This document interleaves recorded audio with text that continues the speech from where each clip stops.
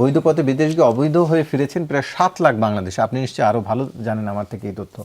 এবং এটি নিয়ে আসলে একটু আপনার কাছে জানতে চাই, যারা ফিরে আসছেন তারা খালি হাতে ফিরে আসছেন অনেকেই, যারা আপনারাই দায়িত্ব নিয়ে ফিরে আনছেন, তাদের রিহ্যাবিলিটেশন, তাদের মানসিক ট্রমাস, না, সেগুলো দূর করার আপনি যেটা বলছেন আমাদের আসলে কত লোক ফেরত আসছে তার তো একদম সঠিক কোনো ডেটা সরকারের কারো কাছে নাই, কিন্তু যদি ডিপোর্টি হিসেবে বলি, মানে ডিপোর্টেশন সেন্টার কোনো জেলখানায় ছিল, ট্রাভেল পাস নিয়ে আসছে, এরকম লোকের সংখ্যা প্রতি বছর প্রায় 1 লাখ হয়ে যায়, 80 থেকে 90 হাজার। 2008 সাল থেকে সাংবাদিক হিসেবে আমি ডেটাটা রাখি, গত যদি আপনাকে বলি 16 বছরে যেটা আপনি বললেন প্রায় 10 লাখ লোক একদম ডিপোর্টি হিসেবে এক কাপড়ে ফিরেছে। তার বাইরে যদি বলেন সৌদি আরব, মালয়েশিয়া, বিভিন্ন দেশ থেকে যাওয়ার 1-2 মাসের মধ্যে কাজ হারিয়ে সেরকম লোকের সংখ্যা অসংখ্য।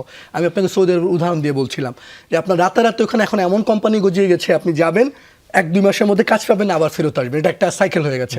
এবং বিপুল পরিমাণ লোক সেইভাবে ফেরত আসছে, একদম শূন্য হয়ে সে ফেরত আসছে।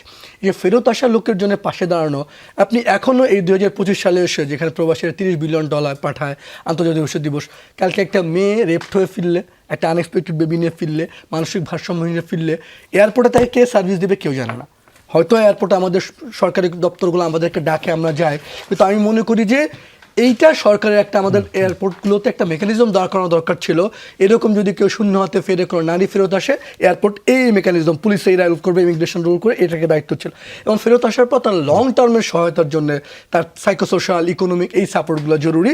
আমাদের সরকার একটা রেস প্রকল্প, এই কিছুটা কাজ চলছে, কিন্তু আমরা মনে করি এটা একটা প্রাতিষ্ঠানিক কাঠামো দরকার, একটা ইন্টিগ্রেশন পলিসি হয়েছে, কিন্তু Bangladesh is very good at doing policy. আমাদের আইন কানুন নীতি পৃথিবীর সেরা, কিন্তু ওইগুলোতে বাস্তবায়নের দিক থেকে we are worst in the world. কাজে আমরা আইন কানুনগুলো একটু আমরা বাস্তবায়ন করি এবং একটা স্বচ্ছতা, জবাবদিহিতা যদি করি, এবং সাধারণ মানুষ, আমরা এত বড় বড় কথা সরকারের লোকজন না বলে ওই সাধারণ মানুষটাকে জিজ্ঞেস করেন তার ভাগ্যের পরিবর্তন হয়েছে কিনা, তাহলে আপনি বুঝতে পারবেন আপনি সফল কি ব্যর্থ। জি,